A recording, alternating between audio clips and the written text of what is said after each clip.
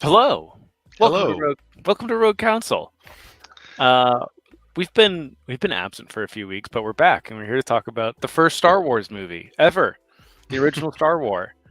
Um, I'm joined by my co-host. Hello, co-host. Where can I find Hello. you on the internet? I am Xanatos1138, primarily on TikTok and Twitter, but that is my name everywhere. Great. You can find me at Forward Into the Black. Basically, same thing everywhere on the internet. I think Twitter is FWD Into the Black. I don't pay attention to Twitter ever.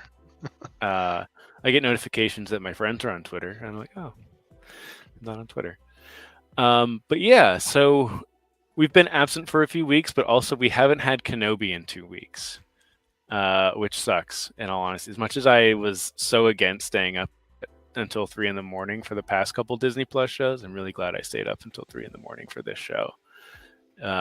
But yeah, I figured we'll start up with Kenobi. Let's just go through it. Let's take it episode by episode. And I've rewatched some of it. I have Mhm. not gone through a whole rewatch. Have you rewatched it all the way? I have not rewatched it at least like consecutively. I would, whenever I do a video on it, I go back through it again, like Mhm. just kind of pausing for pictures and whatnot. Then I think I watched most of the episodes twice, if not all of Okay. them. I've definitely watched 1, 4, and 6 twice. The one thing that's so crazy to me about this show is, and some of it is probably very much just the time frame, is I can tell you literally every single thing that happened in episodes 1, 2, 3, 4, 5, and 6 of Kenobi.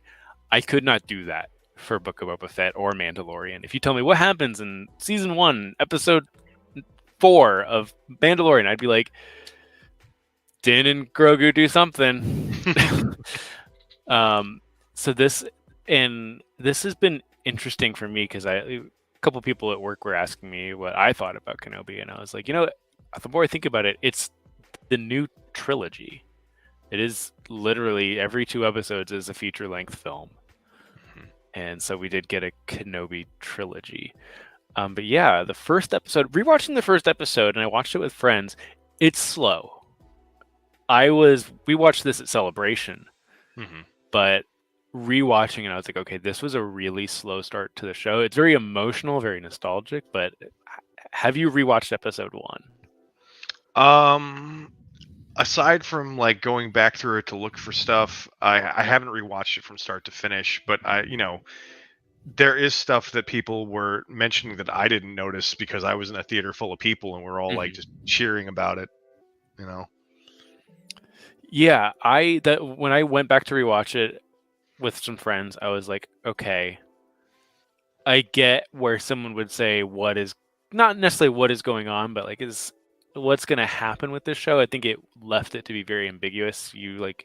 We saw Leia, and we saw Obi-Wan, and that was about it. We got a glimpse of Luke, but I still really like the episode. I think it sets a tone more than anything. But then with episode two is very interesting to me, just because it's very action heavy, very blaster heavy. Like Obi-Wan just like taking cover like he's in an Xbox 360 game under waist high walls shooting a blaster. Um, but yeah, I did like that. I liked Dayu a lot. I thought Dayu was really cool. Um, I don't know if you've seen it since then, or because oh yeah, both episodes came out at Celebration. I Mhm. forgot about that.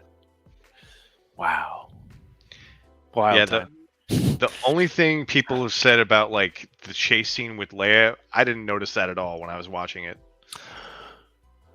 I noticed it the second time I watched it. Mhm. Someone had brought up like, oh, it was kind of weird. Like they just kind of like stopped at a branch, and I was like, did they? And then I rewatched it. Like, yeah, they definitely stop at a branch. Like, oh, there's a branch in the way. I'm gonna stop it. But I think this happens multiple times in like the Lord of the Rings trilogy, where it's just like, oh yeah, really awkward chase scene. They're chasing the Mhm. hobbits, and the hobbits are small and can get places, but like a Nazgul can't just float over there. uh, so it's an interesting thing. But then I think for episode 3, I think was when it kicked off for a lot of people, because that was like our first Vader.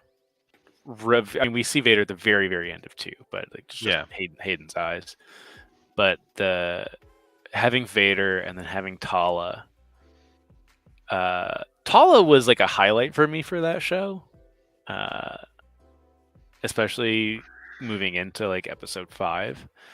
Um, but yeah, I I've seen people complain about the Michael Myers Darth Vader scene, and people are like, I don't know spatially where Darth Vader is, so it's a bad scene. And I'm just like, I don't know if this is the right franchise to use that choreography critique. No, that Vader scene, like when she first goes in the village, that is legitimately the most terrifying I've ever seen him in live action. Mhm. Like I was actually affected by that. Usually, like say for the Vader hallway scene, I'm like cheering because it's so cool looking, even though he's murdering rebel soldiers and it shouldn't Mhm. be like what it is. But then you see him in that village with like innocent families, like, oh, this is actually pretty freaky. Yeah, that first when he's on, I can't even remember what planet they go to. I'm bad with planets, but the kind of grasslands, plainsy planet they're on. Hmm. When he walks through the town and he doesn't have his lightsaber out or anything. He's just force choking, force neck snapping, all that stuff. It is like, and I'll get into it kind of towards the end. I was like, this is like awful to watch, but like in a good way. Of like, this is the greatest villain of all time. Like we're Hmm. seeing this now. Um, and I think episode 3 for a lot of people, I think the fire scene, where Vader puts Obi-Wan in the fire, I thought that was great. I thought the lead up to the next episode when we get more Inquisitor stuff, like as someone who really enjoyed Fallen Order, having a whole episode based on Nur was so Yeah. cool to me. Like lots of callbacks, lots of like echoes to that game. Um, People said this was the weakest episode. For me, it was one of the strongest, and I feel like I always have the unpopular opinion with all Star Wars things. Yeah, Um, I could see where that complaint comes from, but for me, it might be a bias, but I didn't really think of any of the episodes as weak necessarily. They all had their good merits. yeah, I think every episode built on the last and led up to the next like really Mhm. well. It felt like there was a very much a progression that went like this, for the whole series. Um, and I fully enjoyed the whole series like from beginning to end. Um, I think for me, like with episode 4, it was A, the Fallen Order stuff, but B, seeing Obi-Wan Kenobi be Obi-Wan Kenobi. Mhm. Like, and not necessarily like the Obi-Wan Kenobi we know from A New Hope, but the Obi-Wan Kenobi we know from the prequels and from the Clone Wars. Mhm. And seeing him do some really, this is the Jedi Master we know, and I thought that was really cool. My favorite part of that whole episode was like him turning off the lights in Mhm. that like big open room and just like sneaking up on people, and I was like, ooh. I think for episode 4, the moment where he did after he took out the stormtroopers and did the pose, like that little hint, like, oh, General Kenobi's making a little bit of a comeback, and Mhm. then the end when he's hiding Leia in a jacket. I thought those were like the two Oh yeah. funny.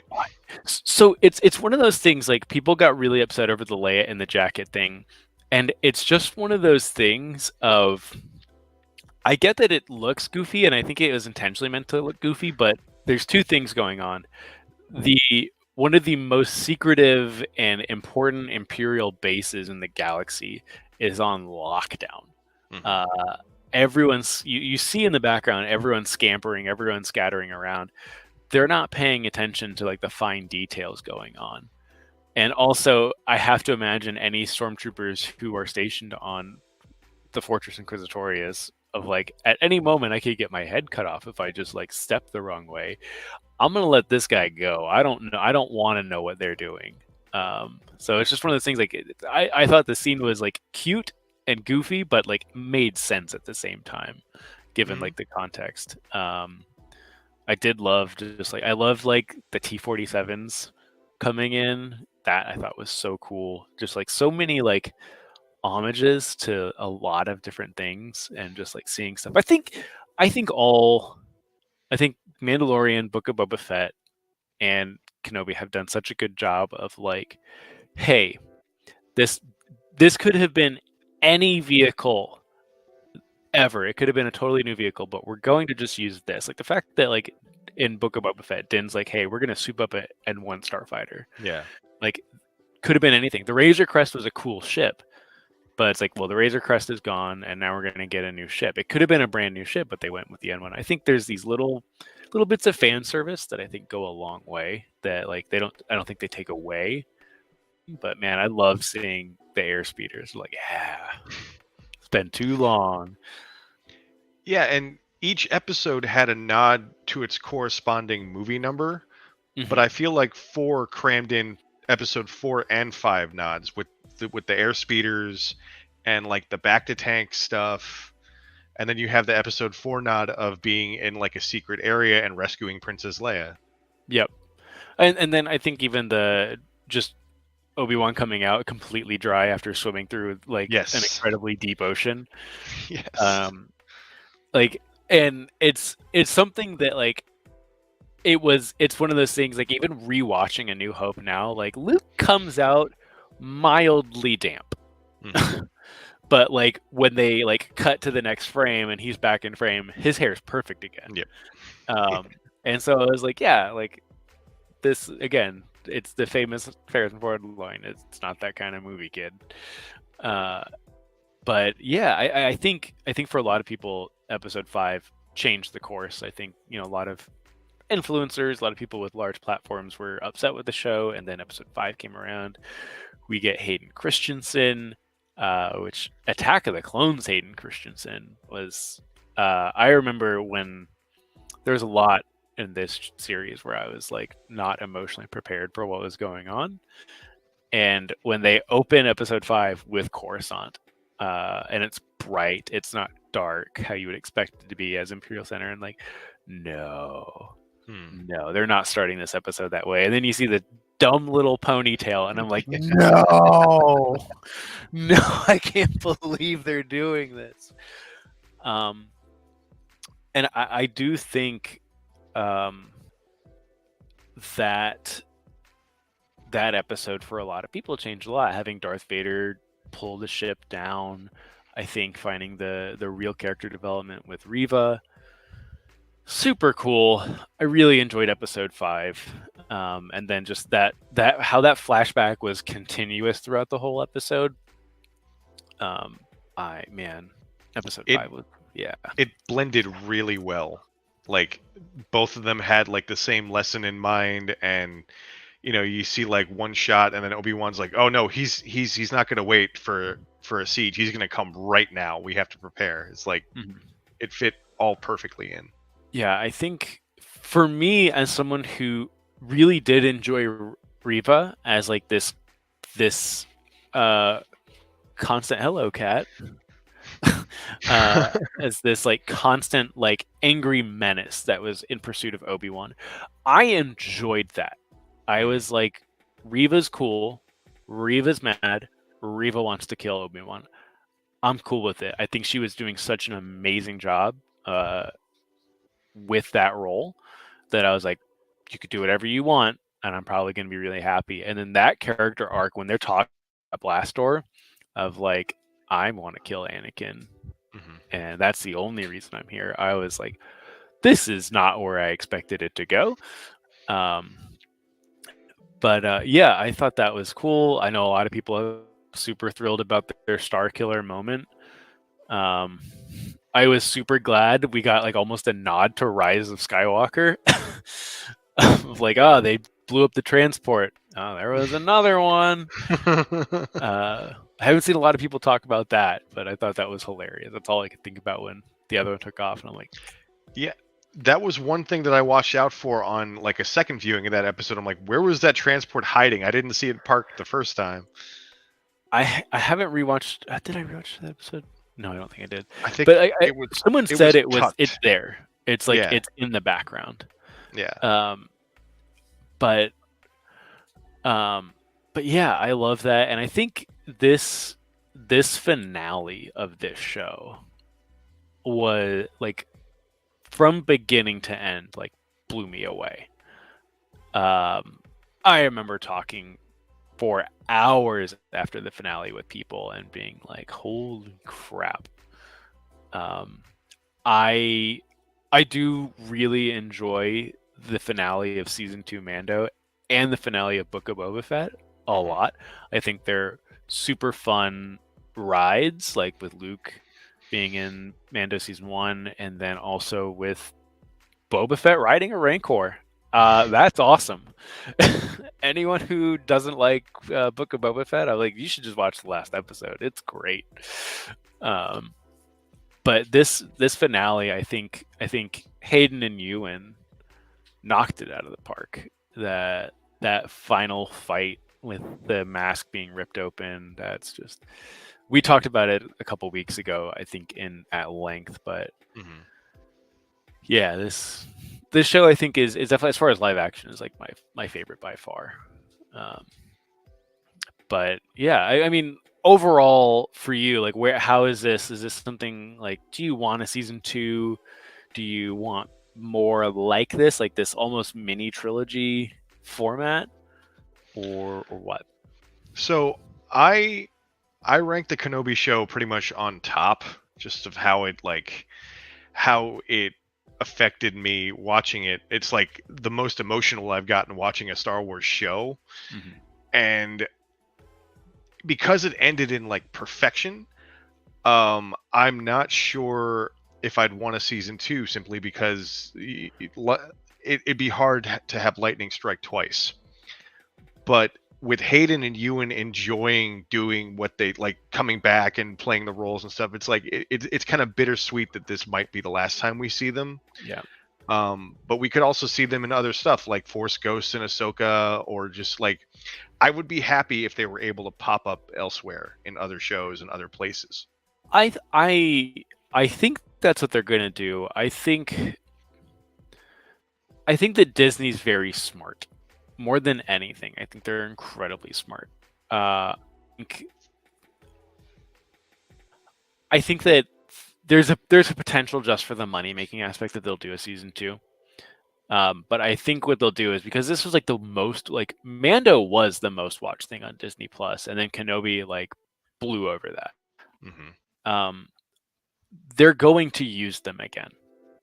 There's no way that they're going to say, "Yeah, Hayden Christensen, you and Ewan McGregor, you guys gave us the most money we've ever made on Disney Plus. See you later." Uh,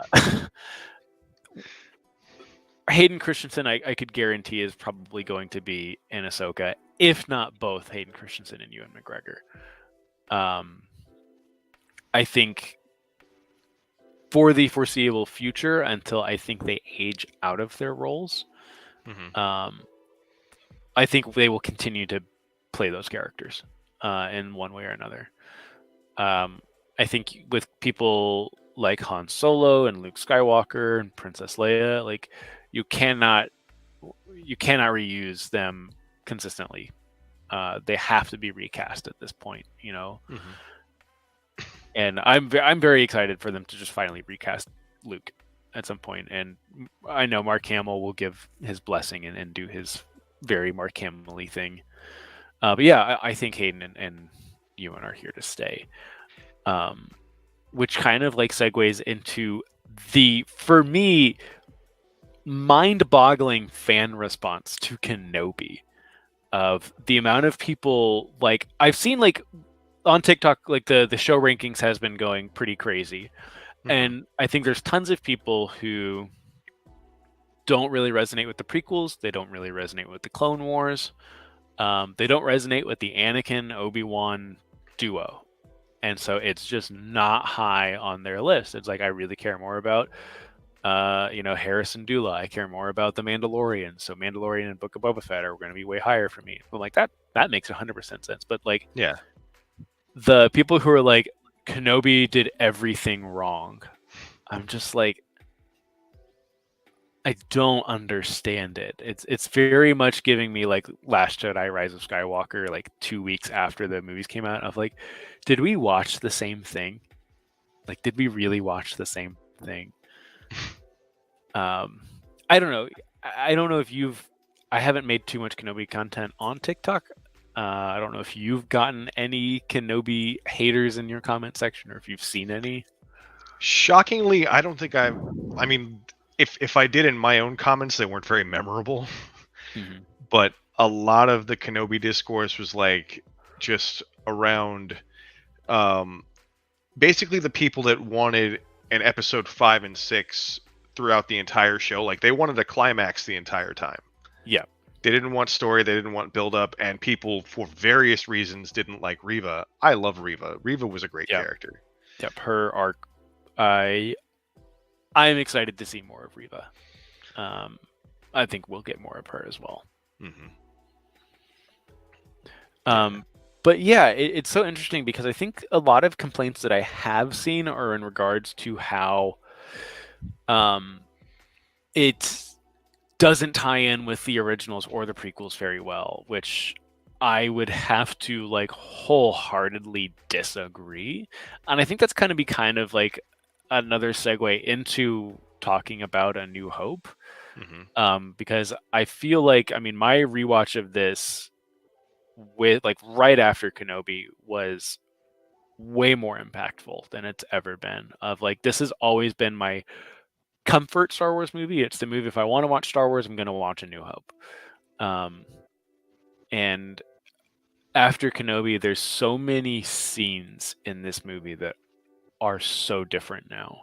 Hmm. And I don't think that the Kenobi show has detracted in any way from any movie. And it very much feels like, in a way, that the writers were almost walking on eggshells making this series. Of like, we cannot, literally cannot have certain things happen. Um, and did so many things like having Obi-Wan, kneel down in front of Leia and tell her about Padme, Hmm. um, like perfectly solidifies the line in Return of the Jedi that Leia says she knew her mother. And it's just one of those things I'm like, man, again, did we watch the same show? um, but yeah, I mean, let's kind of jump into it with the New Hope, and we'll keep it conversational. Um, I'll start with a question. Hmm. So I think Luke and Rey, they are late teens, early 20s throughout their trilogies.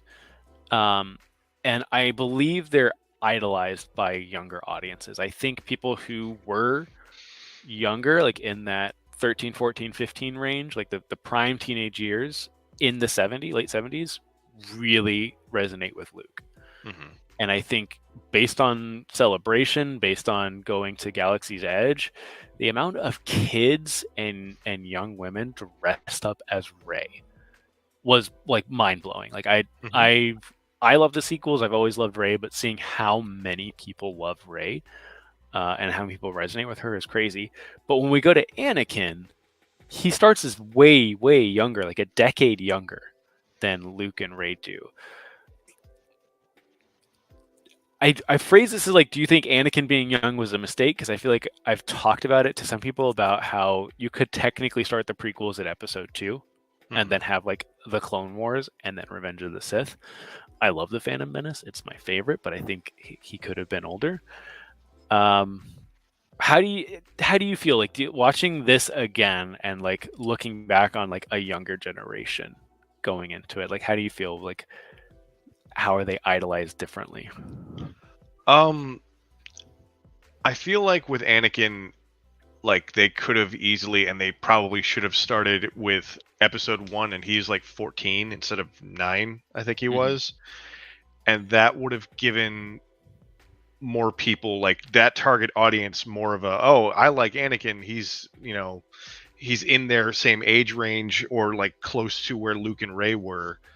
Um, but also what you were saying, where the prequels could have started at episode 2. I think that a lot of people did not start, of course people didn't start liking Anakin until Hayden Christensen took the role anyway. Mhm. It was more, episode 1 was more for young Obi-Wan and Qui-Gon. Like I appreciated Obi-Wan so much more after watching episode 1, just because that was like the first time you see a lot of like his younger years, and you don't see Alec Guinness just being the mentor that didn't really, like, just kind of stood by and Yeah. guided Luke. Yeah. It's so, yeah, for me it's really interesting to like look into that, because it's almost like they did in Kenobi, they did with Luke what they did with what George did with Anakin, of like,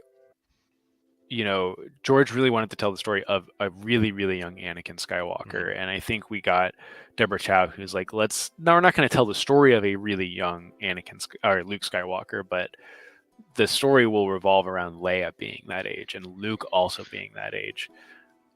Which is like one of those things of like, it's a bonus thing, not part of the main story. Because I mean, that I even me being a few years older than Jake Lloyd, when Phantom Menace came out, that was a complaint I heard a lot of, like, I don't care about I don't care about baby Darth Vader. That was like the complaint when the prequels came out, was like, baby Darth Vader is not what I signed up for. Uh, I love Darth Vader. Uh, Mhm. they should go back, make him even younger. um, but yeah, it's so interesting rewatching this and seeing Luke playing with that T-47, and the T-40 and the actual T-47 behind him in the little garage workshop, Mhm. and just like, yeah, I know how he got that toy now. Yeah. Uh, I love it. Uh, but yeah, the other question was, I think that I think it was Star Wars Dinks on TikTok. Shout out to my favorite puppet on Star Wars TikTok.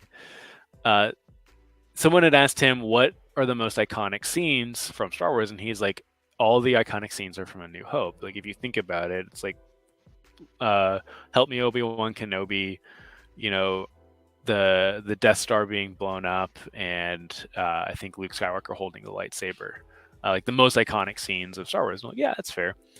Um, and it got me thinking of like, what do you think makes us? Because to me, it's the same thing. Like, again, this is my comfort movie. This is Star Wars to me. Like, what do you think makes a Star Wars movie or Star Wars TV show Star Wars? um I think a lot of it would have to do with one-liners, dialogue. Like I have a bad feeling about this, has been in most, if not all, of the Star Wars movies.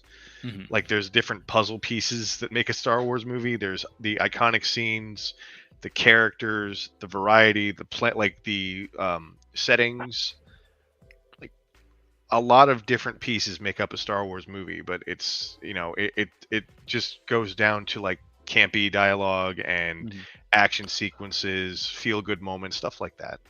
Yeah, I totally agree. But one thing that I feel like I've recently put my I it was when Book of Boba Fett came out, and it really put the nail on the head for me, and it was the Vespa scene. Hmm. And I don't like the Vespa scene. Um, and my issue with the Vespa scene, and it's kind of what makes me feel like, is it's the same with in the Clone Wars with the Youngling arc. I think the Youngling arc is really good, but the circus like pulls me out. It's like Star Wars has to feel like home, Hmm. but not too close to home. It almost feels like your next door neighbor's house. Of like, you know exactly what that house looks like from the outside. You're pretty sure what it looks like on the inside, but it's still not home. It's always it feels a little bit different. And I feel like Star Wars, like, it's like, yes, there are cars in Star Wars, and we see this in like Luke Skywalker has a car, Yeah. and he sells that car to get money to pay for his plane ticket. Like, this is a very real world scenario that we've seen in dozens of movies, but it's like, well, he sells his speeder to get on the Millennium Falcon to go to Alderaan, a different planet. And it's like these things that are so close to home, but just tweaked a little bit. And that's why I think, like, with like going to Galaxy's Edge, like with bounding and stuff like that, is like, oh, it's just regular clothes tweaked a little bit. Hmm. And I think that's really cool.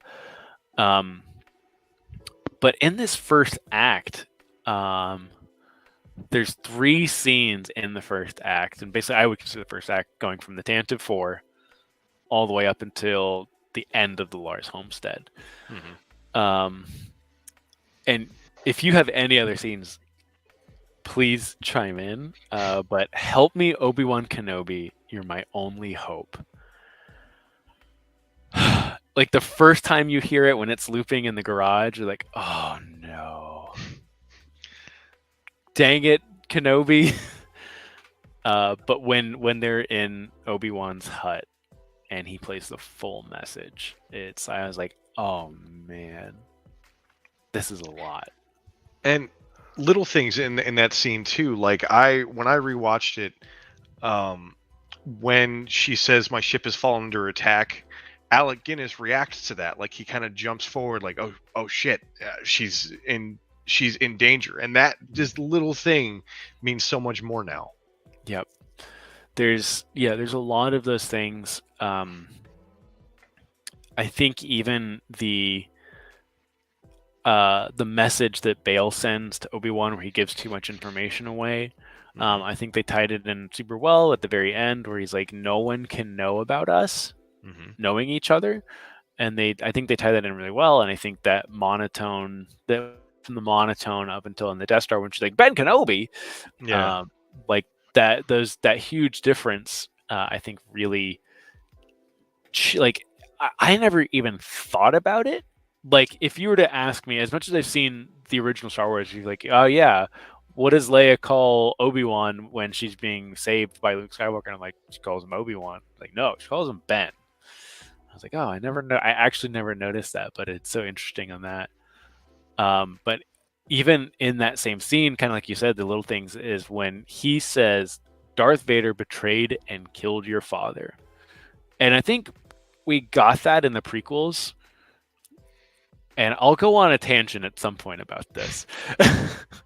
um, but the conversation that he has with Darth Vader when the mask is cut, and Hayden says, "Anakin's gone. I'm what remains." Like that. When Alec Guinness says, "A young Jedi named Darth Vader betrayed and killed your father," I'm like, oh, everything hurts. Mhm. um, yeah, I don't know if there's anything other than it because like the last one for me is Owen and Beru, and watching that and seeing like how the Lars Homestead is like completely obliterated, and now instead of seeing this as like stormtroopers are ultra violent and cruel, and I'm like, this is a battlefield. Mhm. Uh, and that was for me in episode 6, like that was not my favorite, but like very high up there of like Owen, like Beru just like pulling out like cycler rifles. I'm like, yeah, they're not getting in here, and just like knowing that like that whole sequence with Luke, and even when I watched it again, like fully, of like I always had this issue of like Luke doesn't react to Owen and Beru being dead, Mhm. but now I feel like we even have context for that, for like the lack of emotion of like he knew this was potentially going to happen. And I think we even get stuff like in like a certain point of view where we have like canon stories of like bandits coming to the Lars homestead, and we know that Owen and Beru always defended it, and like it was probably a matter of time thing for Luke, and him knowing that they put up a fight. There's no way they didn't put up a fight. He knew where those guns were. Mhm. And I think that's why he doesn't have like the stereotypical, oh, my like only parents that I've ever had are gone. He's like, they're gone, and it's time to do what they always wanted, or what they knew was right. So yeah, it's like just like little things like that for me are just so good. Uh, yeah, I don't know if you have any other scenes before we kind of get into the second act. Yeah, the only thing that I can think of, I'm reading through a certain point of view right now, and there was a story about Baru just kind of like monologuing a little bit, but it was weird because it was like she was already dead, but she's just like, now Luke can go out into the galaxy and do whatever. It was very interesting how they worded and how they wrote that point of view. Mhm. But yeah, now with that, it's like you kind of wonder how that battle played out. It's like, okay, these guys are really tough. Let's call in the flame troopers. We're gonna have to torch the place. Yeah, like You like we've lost like a whole battalion of stormtroopers from these two old people. know? And it's like even in the very beginning of the movie when we get introduced to Luke, Owen, and Baru, is the just the looks that Baru gives Owen. You know, when Luke's saying he wants to go, and Baru's like, "You gotta let him go. Hmm. You really." And it's like how they matched Baru, those little tiny subtle details of her character, how they match that into Kenobi is so amazing. I was thinking when I was rewatching it, I was like, I want another certain point of view of just that moment of Hmm. like what it was like in the Lawrence homestead as the stormtroopers were coming in. Uh, that's I would love to see even like a comic of that, just like the one like a one-off comic or even graphic novel of like what happens from Luke goes off to find R2 to Luke comes back. Hmm. Um, but yeah, I mean, the second act I think is probably the one of the most iconic scenes in Star Wars as well. We start in the Mos Eisley Cantina. Um, so the main question I have about Act Two is there's a lot of lore established within just these couple scenes. Hmm. Like this is where we find the Millennium Falcon.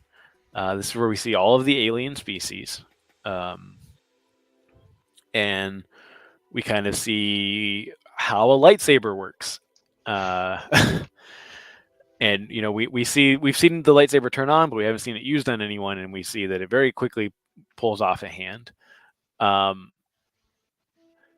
what do you think? Like, I feel like in this movie as a whole, like the best bits of lore, and I know there's been a lot of people on social media kind of talking about like the rules of Star Wars, and I don't think there are many rules, but like, do you think the best way I could probably ask this question is I feel every movie has expanded on the lore and added to it and made it, you know, in a way more complex. Do you think there is a stopping point? Or do you think it's going to be like a hey, it's always going to be adding, we're always going to have a new force power, we're always going to have a new alien, you know, type deal. There'll always be a new blaster or new weapon that can deflect lightsabers. What do you think like either the best bits of lore from the scene are or just how should it continue? Um, I don't think there's gonna be like a limit per se. There's gonna be a limit based on like the rules of the universe or canon or whatever. But like, there's always something that fits as long as it fits in the narrative of the story.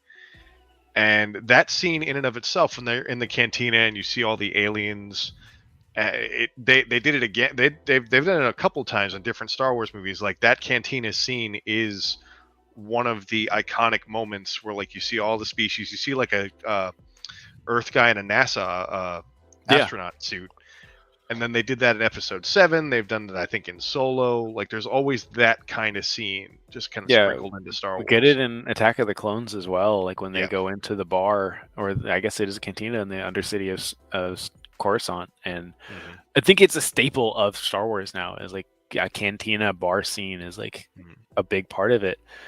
Yeah, and it's something that I think we do get a lot. I think this movie really lays the groundwork, but again, we've built on this movie so much. But kind of like combining some notes I have here. Who shot first? So I I think like I actually two things. I've thought for the longest time, and I still do, that Han shot first. Mhm. Greedo shooting first is weird, but um, someone had said, "Oh yeah, I think that um, Greedo didn't shoot at all or something." Like there was a different Mhm. spin on it, but yeah, I think Han shot first. Okay. My answer has been the same since 1997 when the special editions were coming out, and this is kind of where we combine the notes. I don't really care who shot first, but Han shot first. Yeah. Uh, like if they can change it one frame at a time as many times as they want, that's fine. I don't really care. Han shot first. I'm not upset if 5 years ago we get the special editions and Greedo shoots first again. That's fine. That's great. I don't care. Han shot first. I don't think it changes anything. I don't think Han's character is ruined if he shoots first or if he doesn't shoot. I've never heard like a concrete answer from anyone of like here's why it's wrong, and I'm like it's not that deep. They even do that in Solo when he shoots Beckett. Like he shot Beckett before he could shoot. Yeah, Like, you I know, think I think it is a very much a everyone knows that like it probably maybe does make for a better story if Han shoots first, but it's such a to me it's always been the weirdest argument about Star Wars and the special editions and stuff like that. hmm, But that being said, I recently before Kenobi, I recently watched again the originals. Um, I don't know if I've ever asked you this. How do you feel about the special editions? I they're fine. Like I don't have any problems with them at all. Like I watched the original Star Wars movies on VHS. I probably Mhm. wore like I was close to wearing them out type of thing, but I've seen the special editions for so long. Like yes, in terms of episode 4, that scene with Jabba completely not necessary. Yeah. Like you really don't need to have that. However, I thought it was pretty cool, so I don't mind it being in there. Yeah, I'm so watching both the original and the special editions, and I'm the same way. I grew up with the original VHS tapes, and like I wasn't even aware there was a scene filmed with Jabba the Hutt in episode 4. I, you know, I never personally felt like, I thought they did a really good job originally of like establishing Mos Eisley as a bustling, crime-oriented city. Um, but rewatching the special edition not back to back, but very close to the original, there's definitely what I would call George Lucas flair Yeah. added in. Like the stormtroopers walking through and going through and knocking on the doors and stuff like that. I think it's menacing on its own. It feels very scale. When C3PO and R2 are hiding and they're banging on the doors, like it's locked, go ahead. It's like it's very very like scary and ominous in a way, and then having like a little floaty like droid that looks back at the camera and zips away. I think as I'm getting older, I'm starting to understand the complaints more. I don't think I was ever taken out of this movie, like going back to the special edition, but there's stuff like that I wonder if like they could just redo like Hmm. today, because like the dewbacks when they're looking for the droids don't look good. The Rontos, lurching their feet up in the Yeah. streets of Isley, they don't look good anymore. And I think they look like no offense to people who make like or fan movies or anything, they look like it was done by like a fan who like has access to Blender and After Effects. And that's something I definitely noticed rewatching it this time. But and I do know, but there's stuff that I like. Like I like the fact that they changed all of the English to Arabesh. Um, there's takes that they used for the trench run that were better. Hmm. And the ring around the Death Star is cool. That's always been cool to me. Is like that Nova ring. Yeah. But yeah, I just like it makes me almost like as much as I'm like, I kind of get where people are coming from with the special editions. It makes me want them to redo it. Of like, yeah, I think the idea is there. I think we need to get rid of the floating droids everywhere. But yeah, I think like having a more realistic looking Dewback, more realistic looking Ronto, Uh, stop moving Harrison Ford's head. Don't make him don't flash animation step over Jabba's tail. Um, and don't have Boba Fett look in the camera. That Mhm. was like really. I forgot they did that. Uh, Boba Fett just walks in and is like, "I'm Boba Fett. Remember me?" Uh, but yeah, and this kind of before we jump into citing some more of the Kenobi scenes, or Kenobi impacted scenes. When we get back on the Death Star, and they blow up Alderaan, Mhm. it's never been a big deal to me until now. And I know we've seen a glimpse of Alderaan in the prequels, but I feel on Alderaan for the first time. And watching Leia watch Alderaan get blown up, I was like, man, this sucks. I feel so bad for Leia. um, and it's just one of those things. I think, kind of going off on that, everything kind of like what we said in the beginning has expanded upon, I think, anything this movie. I think Rogue One amplifies this movie so much. Like when in the third act, when we get to them doing the plan, oh man, Galen, this is Galen Urso's. Jyn Urso got them the plans and gave her the plans. Um, and we when Han is trying to get away from the tractor beam, and he's like, "Oh yeah, when he says like, "Oh, the Navi computer will get us out of here," he's talking like, "Oh, that's L3." Yeah. And I think there's so many things just in this movie alone that have been amplified. Even like in the trash compactor, the Dianoga, who's like baptizing Luke, and when he says, "It just let me go," and it's like, oh my god, the Dianoga was trying to help him. I feel so bad for the Dianoga. He gets blown up.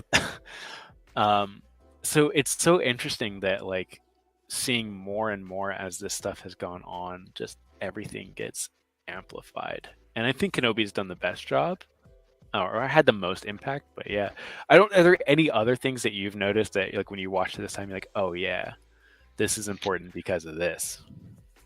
Um, I think mainly from what you were saying of like Alderaan, like now it's a lot more impactful to see it destroyed because now we've seen it in Kenobi. We've seen a lot more of Bale. So like seeing Bale go is kind of like, oh man, he was Mhm. such a cool character. He's a good guy. Like everything about what she was saying is like there's no weapons. They're a peaceful planet. So like all of that is shown now, and it's a lot more impactful to see it go. Get Yeah, get destroyed. yeah. I think even having Bale not sending a military force to find Leia and just asks his friend to help him find his daughter, again shows that when she says yeah, it's a peaceful planet. It really is. Hmm. Yes, are they helping the rebellion? Of course they are. But I think even Bale doesn't view it as that. He's trying just to bring back the Republic and bring it back to what it was when he got in there. Um, so yeah, there's so much of that, and I think a lot of this stuff on the Death Star is really great. Um, Obi-Wan going off on his own and doing Obi-Wan things. It was stuff that even I didn't even notice of Obi-Wan sneaking around on Nur. It's just it's so perfectly matches Obi-Wan sneaking around on the Death Star. Um, and props to Ewan McGregor of just literally nailing those movements of Alec Guinness not hiding at all behind a cylinder and then scooting around. It's so good. Um, but yeah, the one last scene that I think for me that really really impacts from Kenobi is the last fight. Hmm. I think the last fight. I've always enjoyed the Obi-Wan and Vader fight in A New Hope. It has always felt I think the dialogue in that fight's great. It's always like this is whole trilogy was based off of this fight, basically. And though I actualize it in Kenobi and how it's changed, it's so different to watch it now. And the one thing that I haven't watched this movie since was the alternative point of view of Time of Death. That story makes this whole scene a nightmare to watch. Wait, which one was Time of Death? I think I read that one. Time of Death is I think it's Kevin Scott that wrote it, and it is it's basically it's from Obi-Wan's point of view on the Death Star, and basically it goes into a couple things, but the main point that really dives into it is there's a huge aspect of that story that is like pages long of Luke saying Ben on the Death Star while he sees Darth Vader and Obi-Wan Kenobi with the lightsabers out, and Obi-Wan looking at him, and it is this beautiful thing written out of like from Obi-Wan looking over at Luke and then looking back at Darth Vader. It's awful. Definitely a huge tearjerker of a story, and like it's one of those things like if you haven't read it and from a certain point of view yet, like read it and then just go watch that scene. Terrible experience, absolutely horrible. Mara J. Skywalker did her last sad Obi-Wan quote on From a Certain Point of View. That might be where I heard that from, because I have heard about the story, but I'm somewhere. I think I read Master and Apprentice or the Aunt Beru story, and that's where I left off so far in that book. Yeah, it's a really good story. It's very sad. It's incredibly sad. I'll say that. And it is like it's very much. I've always thought that Obi-Wan disappearing into a pile of robes was weird. So I always reference A New Hope of like, look, you can say whatever you want about dumb force powers. Obi-Wan still disappears in a pile of robes. Never happens again, ever in Star Wars. The most we get is Yoda disappears after he falls asleep. Yep. And Luke goes out the same way. No one's ever been by a lightsaber and then just disappeared. So it's definitely one of those things that I love that scene. I love that story, and there's really after this moment, there is a moment I think on the Millennium Falcon that really impacts Paul. Yeah, them getting away on the Death Star is great. Super sad when you like add everything together, and yeah, I think everything we've gotten has just made this movie so. It's already a great movie made better. With Kenobi, even when he looks over at Luke, now we can see that he's looking at Luke and Leia, and it's like, okay, they're together. My job is done, and that's when he puts his lightsaber up. Yeah. Yeah. Awful to watch now. Yeah. Which, kind of like off topic, I've done, especially on TikTok and Instagram and a little bit on is people probably in their 20s is usually where it is, that have seen Star Wars, and they're now going through Star Wars, because I think Star Wars is as popular as it's probably ever been right now. And the one thing that surprised me is most of them I think are starting with the original trilogy. And the amount of I've always been of the idea of like Star Wars is good. I love it. But it's not like we're not watching The Godfather here. This is not Citizen Kane. But the amount of people that I've seen watch the trilogy and they give their reactions and they're like, these movies are amazing. And I'm like, uh-oh. Did I lose you? No, I'm still here. Okay. You were a spinning circle. Uh, Yeah, I keep seeing you get a little choppy. I don't know who's. oh, it might be my connection. Um, but yeah, no, it's something that's been, I mean, humbling for me. In all honesty, is a lot of people saying how good the original, which hey, I agree. Yeah. But I've always been like, yeah, no, like if someone asks me about Star Wars, and I'm like, look, they're space wizard movies. Don't expect the world out of these. But seeing people say, especially like the first, like A New Hope and Empire Strikes Back, people are like, these movies are amazing, and I'm like, yes, yes, they are. Hmm. Yeah. So, and even going back and watching them, I'm like, this is a really fun and good movie. Um, Yeah, I mean, do you have like any other? I mean, yeah, I mean, if you have any other thoughts on that in particular, or just the second act? You, you reminded me of something that I actually saw on TikTok earlier of someone like there are people that like these movies that come into it as like these are really good, but then there's also people that have been fans for a while that take them entirely too seriously. Yeah, Like, um, someone said that Kenobi broke canon because Luke had never seen a lightsaber before. And I'm like, well, the most he saw was a red light because Reaver was chasing him, then he was knocked out. So that point is kind of debunked. But then he goes on to say that, oh, Leia was the best leader ever, except she sent ships to escape Hoth directly at Star Destroyers. I'm like, again, it's not that kind of movie. You can't take it yeah. that seriously. There was like one, and maybe I'll make content on it. Is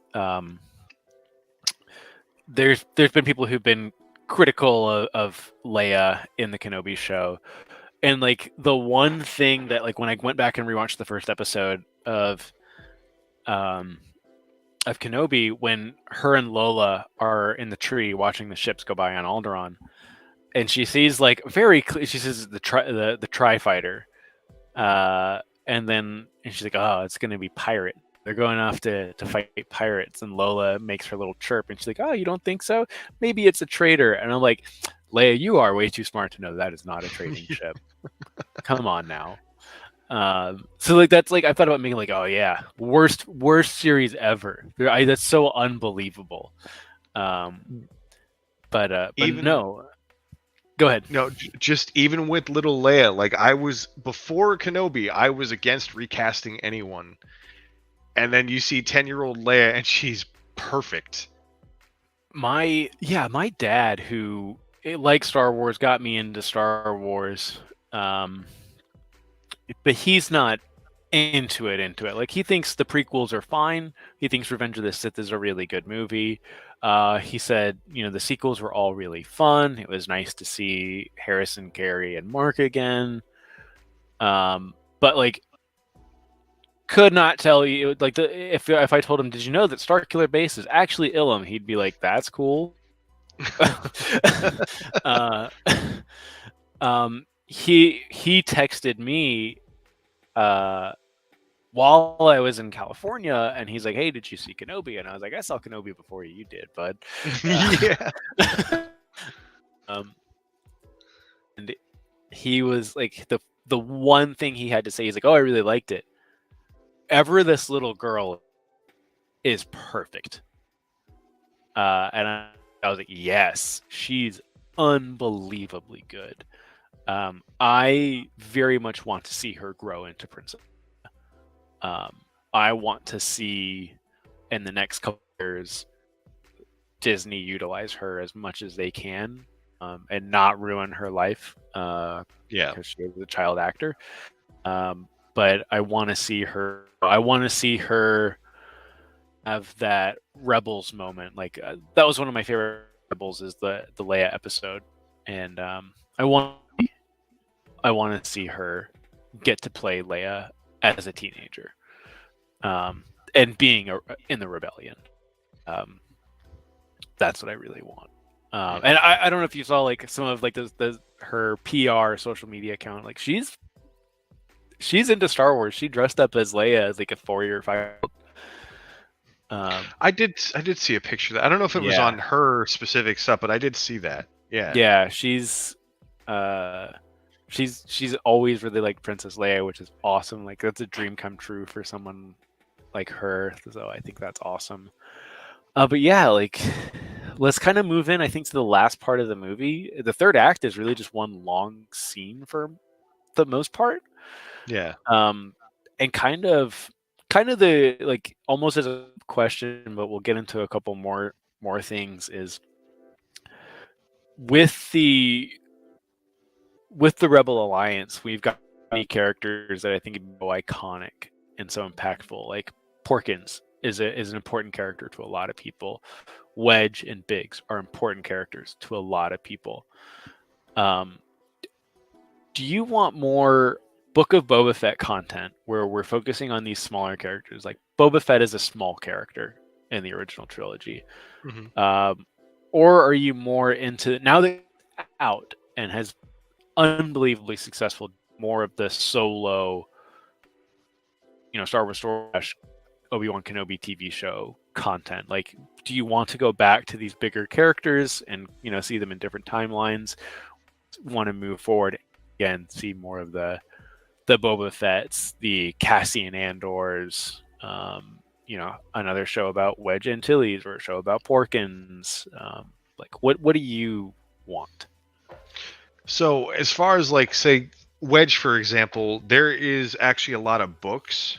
Like the Mm-hmm. Aftermath trilogy has Wedge in it pretty prominently, Mm-hmm. um, which actually makes a moment in Rise of Skywalker gut wrenching, even more Oh, so. But like, I haven't gotten there, but I know exactly what you're talking about. yeah, and I mean it's a good trilogy, but I was like mad that I had read it after that because I'm like, oh, and now I know there's an extra layer. But I would take anything, but I like shows like Kenobi that fill in these gaps, and they're gaps I didn't even know that were there before. Yep. Like I like I that kind of stuff. So before Kenobi, I was very much done with Luke, Leia, and Han. I'm done with Obi-Wan, Anakin, and Padme. Um, I'm not done with Rafin and Poe because they're so Yeah. new. But I think for me personally, I'm good on Obi-Wan. Hmm. I think Obi-Wan needs a nice rest. Um, but now that we have uh, a young Leia and a Hmm. young Luke, I'm okay with young Leia, young Luke stories. Now that we have, I think, a very good, solid casting for Han and Luke, Hmm. I want to see Han and Luke a little bit more now. And I think, again, Hayden Christensen and Ewan McGregor, I'm totally fine with having them sprinkled in here and there. Whereas, yeah, before Kenobi, I was like, let's just move away. Let's get away Hmm. from these characters. Let's have more Bobas. Let's have more Wedges.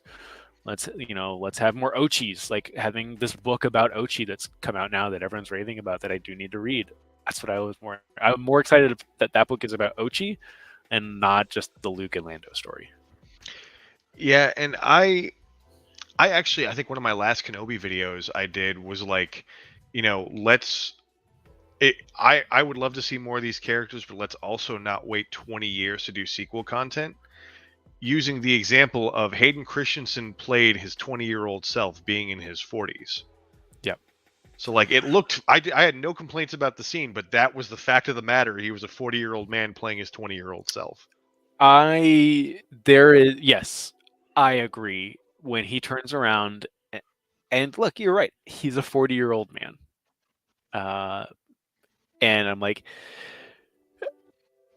for me personally, and this kind of even ties into like Rise of Skywalker. I'm just so happy to see him again.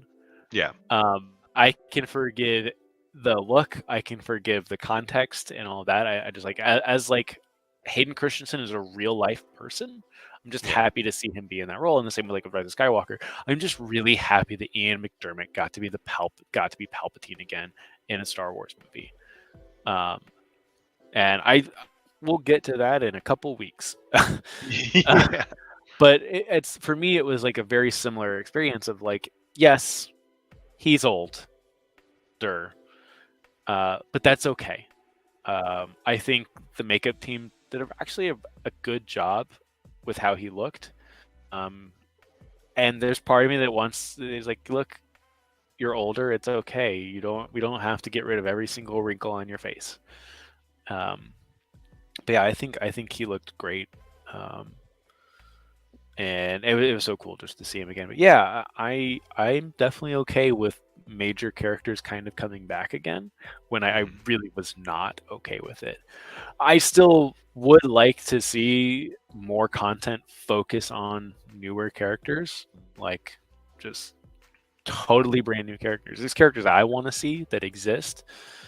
But I know I talk about Rogue Squadron a lot. I've got a million and one ways that I want to see Rogue Squadron pan out, but I want Rogue Squadron to treat me more like Kenobi, of like, I don't know what's gonna happen. This is all a surprise. Like not knowing that Leia was going to be a huge part of Kenobi. Mhm. No idea that was going to, and that was such a pleasant surprise. So I'm kind of in that same boat of like, I just want to be more surprised, tread new grounds and stuff like that. Um, but yeah, I mean, as far as this last act, the only thing is Leia consoling Luke that I think really ties well into of Luke didn't know Obi-Wan very well up until the last moment, but Leia did. Um, and I don't know, like I didn't know how I felt about it watching that, because there was not that emotion. There was not, like, we didn't get a moment. We we can't get a moment, obviously, from a movie from 40 years ago, um, of Leia reflecting on it. But I Mhm. think what is there works well with the show. I don't know if it's something you noticed or. Well, one line also that comes to mind is when, like, you get all the way to Yavin, and someone says, when we heard about Alderaan, we feared the worst, and she says, "There's no time to focus on our sorrows, Commander." Like, she's got this Mhm. wall already built up for not just Alderaan but for Ben. She's like, "All right, Yeah. I can mourn later. Now we have to destroy the Death Star." And the only so when that line is delivered, the only thing I could think of was like thinking about like a conversation I had one night after, I can't remember which Kenobi episode. Um, I think it was the fourth episode when Leia is like messing with Riva, Hmm. of like how strong she is, uh, and it's just one of those things of like, it's now that we have the context of the prequels, and now that we have the context that Obi-Wan has told Leia about Padme, um, of like, I think you're right, there's a wall, but like Leia, very much like Padme, has to be everyone else, because if she's not, everything falls apart. Yep. Um, which kind of brings me, it kind of like almost like took a part of this movie out for me, which never happened. Um, but yeah, this is my favorite scene in Star Wars. Is the Death Star trench run. Hmm. Um, it spawned multiple video games, multiple movies have. I mean, this movie's modeled, or this scene's modeled after a World War II bomber, from a movie. But I think it's a really impactful scene. Um, it's my. I was like watching this like for the thousandth time, and I'm just like, yeah, yeah, this is great. This movie, I mean, this scene still looks amazing to me. Like, I'm blown away by how good this scene looks. Like all these years later, and even watching the regular for like the original version, still amazing. And like, I think ILM, like, no one does it better, I guess. Um, I don't know how do you feel about? I feel like I am always giddy about this scene, but how do you feel about the trench run? I love the trench run. I remember when it was in like every single video game, to the point where people got annoyed by it. I was like, no, what are you talking about? Put it as a bonus level in games that don't make sense. Like, I don't care. Put it in every single video game, improve upon it, like do other missions that revolve around, hell, make a whole game around it. Um, it is so iconic that, also for anyone, minor spoilers for Top Gun Maverick, that is the mission Yep. that Top Gun Maverick goes on, is essentially the Death Star trench run. They do the trench run in Top Gun Yeah. Maverick. And yeah, like it's amazing. And I remember there was not Collider, Corridor, Hmm. the movie effects YouTube channel. I watched like them recreate the Death Star trench run, and they was like, "Oh, we're going to recreate it in a day just using like computer graphics." And like, I think it looked cool, but I'm like, this actually, to me, like looks worse. Hmm. And like someone even kind of mentioned it of like, it still feels digital. Like, yeah, you're like, we only had a day to do it, but yeah, you're right. And they're like, we should try and recreate this. It's like, because they said stuff like, you can never recreate something blowing up from the inside. You'd have to like have a full simulation on how that works. Whereas that's what they were doing, is like those X-wing models and TIE fighter models, they're blowing up. Hmm. And I really, really love this scene. This is something I remember being a kid, is when my dad bought like his first big screen TV. By big screen, we mean like 20 something inch CRT. And he would buy like a hi-fi setup, which was bad. When I look back at like what he had, it's like still in their basement. I'm like, this is not good.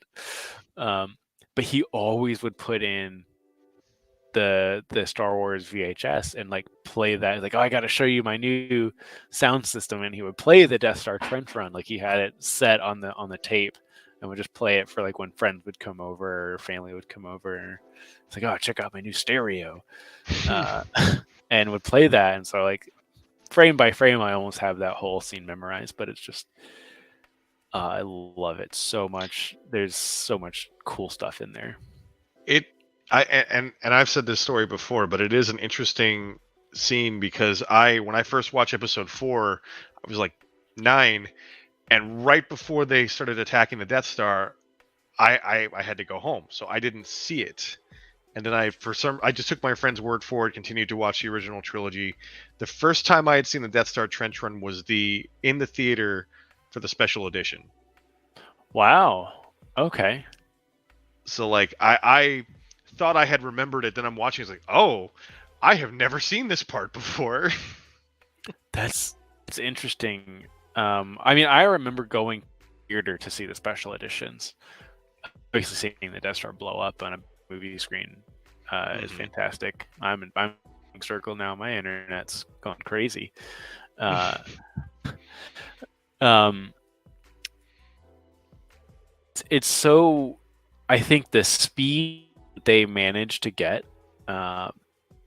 in that scene, I think the tension, there's like so many little things. I remember like making jokes about like when people were overcritical of the prequels and overcritical, like, yeah, you do realize they tell Borgans to eject in these, right? Like that's a line in this movie when it's like, oh, I can't get away from him. You're not wearing face. Uh,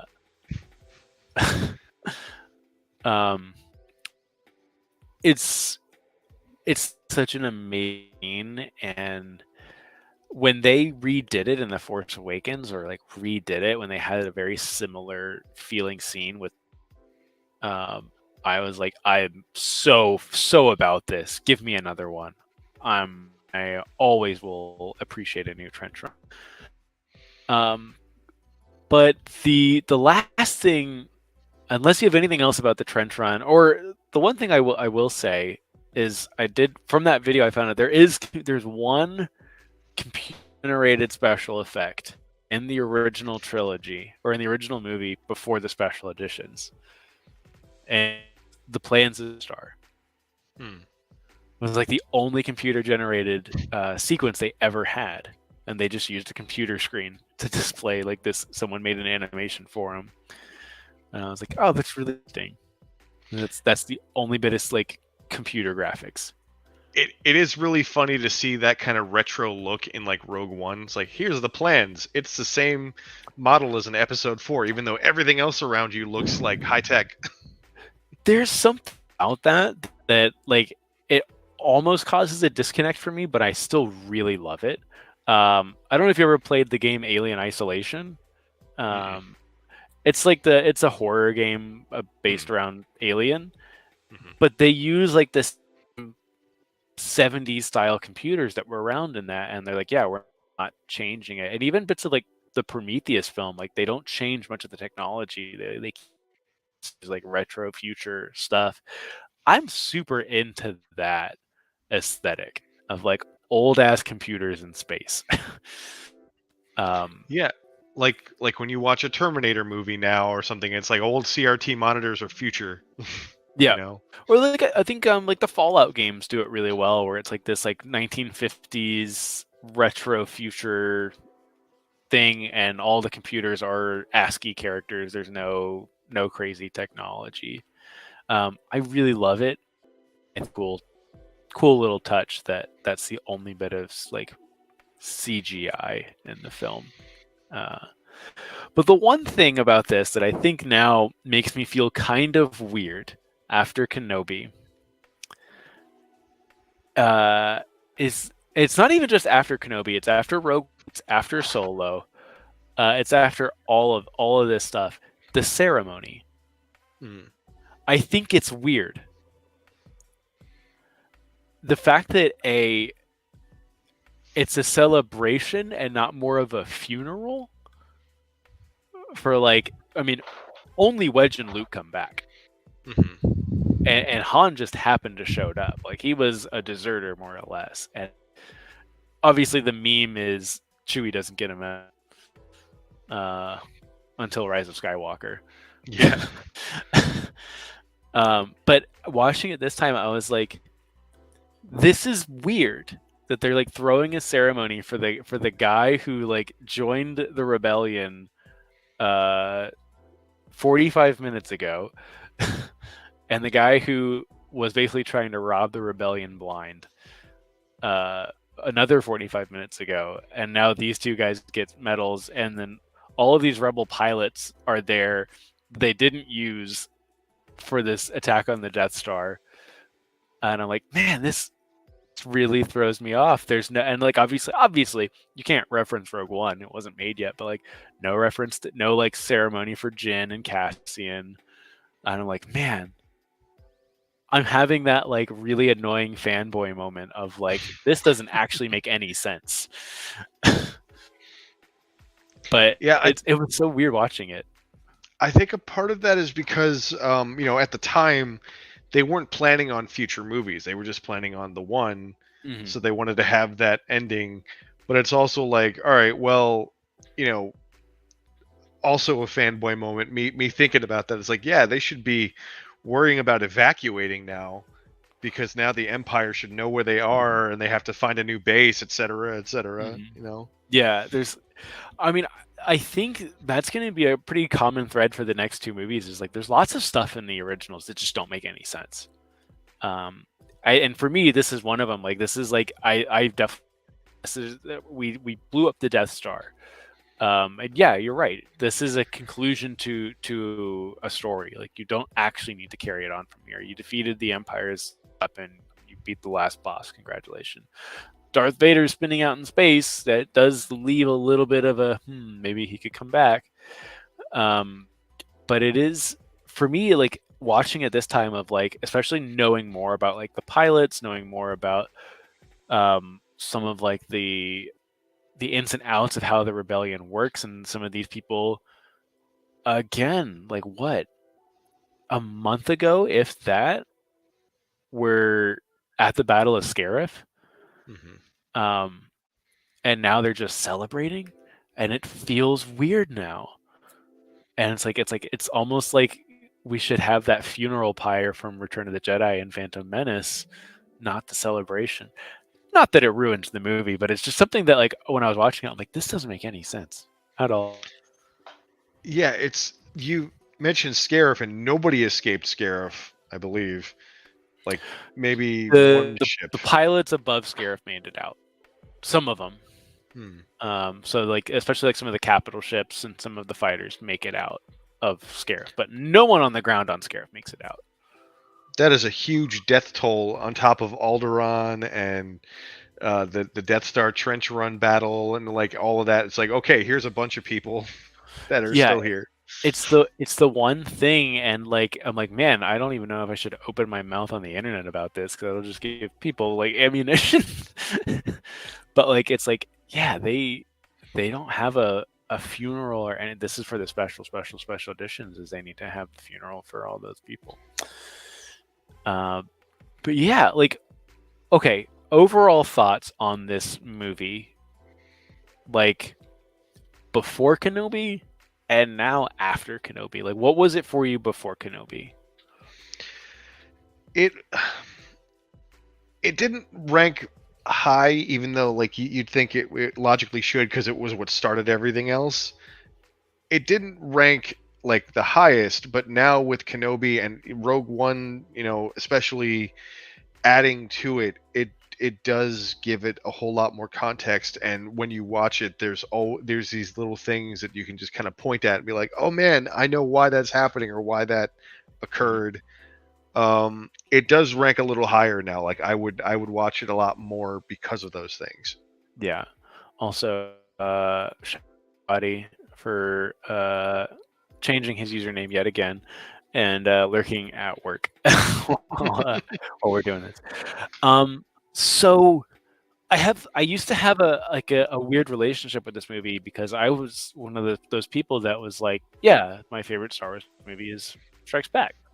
Duh. And it's still a great movie. I'm very excited to watch it this week. Talk about it next week. Um, Still a great movie. I want to watch the original and then special edition back to back because I feel like it's the least touched movie as far as special editions go. Um, but I was like thinking about it before Kenobi came out of like, I watch A New Hope like impulsively. Like I was just like, I just want to watch a Star Wars movie. And immediately I just put on A New Hope.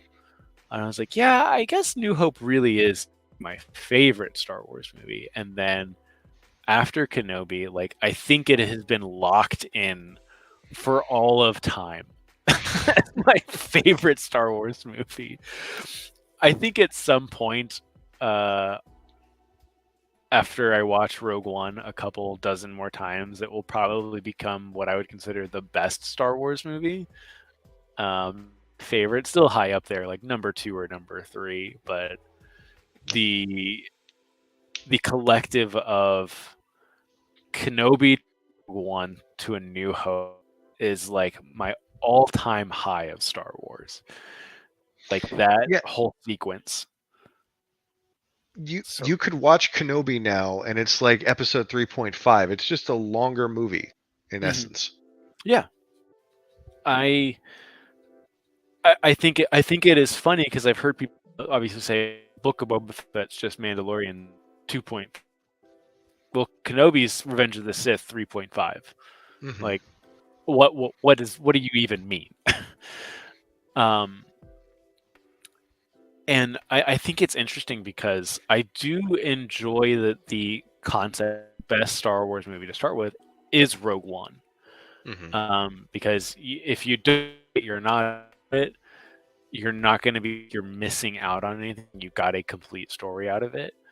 Um, but there's like I don't know anyone like watched like like oh well you should watch it in chronological order, including the Clone Wars. Hmm. Uh, I was like that sounds like I've heard people say that, and I'm like no one in the history of time has ever done that. I refuse to believe it. I I have been trying. Funny enough, I've been trying to convince my mom to at least watch Rebels Hmm. because she had that stigma for a while of like, oh, it's a cartoon. I said yes, but it's worth it. It's really worth it. Hmm. I told her, as like, look, I would suggest Clone Wars. However, Clone Wars in comparison is so disjointed and like it jumps around a lot, and there is a lot more kid oriented things in Clone Wars that it's not like I could fill you in on the cliff notes. That's not a big deal because it is a very Yeah. long series. I with all the Disney Plus shows coming out, with Mandalorian, with Book of Boba Fett, and now with Kenobi, like my dad and my sister have been watching all of them, and I will get texts from them. Who is that? And I'm like, okay, they're from the Clone Wars. They're from Rebels. They're from this book. Blah blah blah. You know, like they're like, oh, who's the blue cowboy? And they go, that's Cad Bane. Is he important? Not really, but a lot of people really. um, so it's I have never even thought of suggesting like Clone Wars, Rebels, or Resistance to them. I don't think they would enjoy it. I think there is this separation of animated versus live action for a lot of people that will probably never go away. Is like I think it's just hard for them to take seriously than something like Rebels has amazing themes. It has a great story. It's very sad at times. It's very happy at times. It's never going to compare to like Kenobi or even Mandalorian for a lot of people. But I'm very excited to see where we go with these new live action shows that are coming up. I'm very excited to see how Lando goes. I think that's a show I'm like my dad's gonna like. My dad's always liked Lando. But yeah, it's as far as like this movie, kind of like in conclusion about New Hope. Super solid, definitely my favorite, and I'm so glad that all of this new stuff is just on this like what I think is an fantastic movie and making it better. It's almost like watching this again is making me want to go back to read more Star Wars books because I've definitely been on a little bit of a pause for Star Wars books. I don't know, like overall final thoughts on. I overall final thoughts on A New Hope. I really enjoy it. Kenobi makes it more cohesive. More stuff pops out at me now, and I really hope they do something like this for Empire Strikes Back and Return of the Jedi, like one or both of those, like Shadows of the Empire used to do before, for Legends stuff to lead up to Return of the Jedi. Like I love the connective tissue type of shows. I want more of that. I mean, it's a shame. Some of it's a shame because they've definitely now they teased at Celebration that Dash Rendar will come back, but most likely in book form. Yeah. And there's definitely a part of me that now I think you're right. I really hope that the Rogue Squadron movie is going to be these like almost from like Kenobi almost feels like a big from a certain point of view for A New Hope, and kind of like we get Rogue One with that. I hope Rogue Squadron, maybe that's what we get for Return of the Jedi. I think that's a good lead up to Return of the Jedi, especially with the attack on the second Death Star with Wedge and Lando. Part of me wants to see them recast Wedge and use Donald Glover again for that. Yeah. Like I think that to me that would be cool, but yeah, I think there's stuff that we don't even know about that's probably in the works. But yeah, I'd like to see it with all of the movies. I'd like to see one, I hope Acolyte is like a pre-episode 1 show that gives us a lot of context for that. I would love to see something, it almost feels bad because so many people have played Anakin and Darth Vader over the years, but like, what happened? Let's get almost a preteen Anakin or a teenage Anakin for episode 2. I mean, we have the Clone Wars for 2 and 3. I think we can skip that. But yeah, and then I think even going into the sequels, I think that'd be really cool just to see these like in between movies. Yeah, shows. It's as an expanded universe guy, this is what's great about canon is everything is connecting now. Yeah. Like there's no randomness anywhere. Like there's always And without spoiling anything in Shadow of the Sith, I have seen so many High Republic references Mhm. and even small references to legends that they're now making, like sprinkling into canon. It's just like, oh, this book is giving me, and it's sequel content or like sequel era content. It's like it's giving me everything I've been asking for years. I definitely want to read it, and I've definitely heard a lot of people who were maybe like not like the traditional I don't like the sequels, but we're not super thrilled about Rise of Skywalker being like I need to rewatch Rise of Skywalker right Hmm. now. Um, it's like people like I think it was I can't remember who was saying it was like they when they finished Out of the Sith, the first thing they did was rewatch Rise of Skywalker. I'm about halfway through the book, but I did see that sentiment coming from Kells. Okay, Um, she said something like, I think she might have tweeted it. She's like, I just watched Rise of Skywalker, and there's one particular scene that means so much more now. I was like, I can't wait to finish this book and rewatch it. I definitely I so as I would say, someone who's still coping from the trauma of expanded universe Luke Skywalker. Anytime I hear it's like, oh yeah, we're writing another book about Luke Skywalker, I'm like, I'm not touching that book.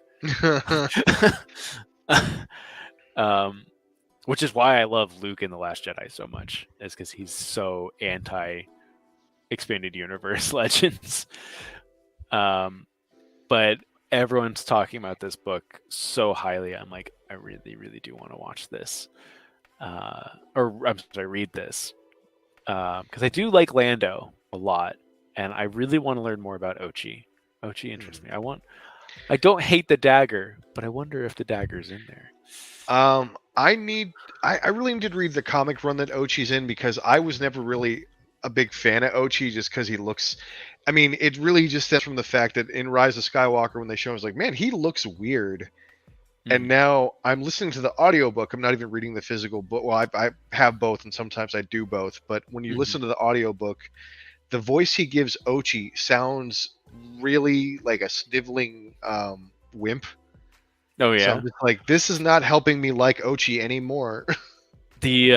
the Lost Stars narrator. I don't know who it was. I don't need to know who it was. I'm sure they're a wonderful person. Made that audiobook so hard to get through. Uh, I read it first, and then I was like, I really need to go through Lost Stars again because it was so good. And then I listened to the audiobook, and I'm like, this is awful. Not everyone can be Mark Thompson, right? Yeah. But yeah, I'm excited for that. I'm definitely excited to move on. I'm really excited we're in the original trilogy now. This is my favorite trilogy. Um, I could I could gush about the original trilogy for uh for hours, and I've already been blasted on TikTok for giving my 2 cents about Return of the Jedi. I love Return of the Jedi. I can't stress that enough to people. It's my least favorite Star Wars movie. Um, and I am very excited for the from a certain point of view for Return of the Jedi and just getting a few more things. Um, I think everyone's expecting a Rex from a certain point of view for Return of the Jedi, which I would enjoy. My favorite Rex is Santa Rex. Yeah, I want to know how Leia got that dress. I want to know how the Ewoks got her that. I my one like from a certain point of view was like I think it would be cool if the stormtroopers were defecting and not actually being overtaken by Ewoks, and that made so many people mad. And I was like, this is not that hot of a take. um, it's like I was like, man, you asked if he was acting like I was like, oh yeah, I think Luke and Leia should have actually ended up regardless. Like that's how you're reacting right now. Um, but no, I'm very excited to continue on with Empire Strikes Back. I definitely want to watch the originals. I'm really excited to watch the original Return of the Jedi because I think the special edition Return of the Jedi is kind of trash, but personal opinion. I'm excited to go and rewatch the original Return of the Jedi. Um, I have to figure out how to do that. Um, I will. I had them. I'll see if I can find them again, and then I can shoot them over to you. Because I really, for especially for Empire and Return of the Jedi, I really want to watch both of them back to back and kind of get the. I was like almost nervous watching the original of like, man, what if this is really bad? And I was like, this is really good. This is still amazing. Um, there's definitely special effects that don't hold up in the originals. Like some of the tweaks they've made to some of the special effects over the years have like made them better. The trench run still looks amazing in the original. I can say that like very solidly. The trench run still looks amazing, but like Luke Speeder does not look good. Yeah, yeah. You can see the mirror. Uh, there's a couple little things with some like Wolfman, not great at all. I love Wolfman and Mos Eisley Cantina, doesn't fit. That is clearly a Halloween mask. I don't typically like behind the scenes stuff, at least more or less, but I think one of my favorites in episode 4 is the fact that there's a scene on the Death Star trench run when the camera is panning over and there's an explosion that happens on the surface. All of that is basically they made a model of the surface, put it on like a folding table, and then drove by in like a Jeep with a camera and drove by outside in like a parking lot, and that was the shot. Yeah, there's I'm the same way. I really don't care too much about behind the scenes stuff, but when I've dug into how the trench run was made, it's amazing. Like Yeah. the techniques they used and how they got it to look so believable is awesome. Um, and like watching some of the behind the scenes of like they were there blue screening model X wings that someone like spent hours crafting and like, all right, time to blow it up. Yeah. Man, they went all out. But yeah, I'm very excited to watch both versions. I will definitely, if I can't find them on one of my hard drives lying around, I will try and re-download them and send them over to you because I'm very excited to watch Empire again. I watched Empire earlier this year before Celebration. Still a great movie. One of the best. Not as good as this one though. But yeah, I think that about wraps it up. We're a little over an hour and a half. Do you have any other thoughts before we head out? I think we covered it. I think it's good. All right, cool. Well, we'll end it how we normally do. Where can we find you on the internet? I am Xanatos1138, primarily TikTok, Twitter, but that is my name everywhere. And I'm Forward Into the Black in the exact same way as David. Thank you for watching. Thanks for Roddy. Thanks for I saw the views going up. That was really nice. So to everyone watching, thank you so much, and we will see you next week with The Empire Strikes Back with the originals and the special editions. Have a good one, everyone. Oh no.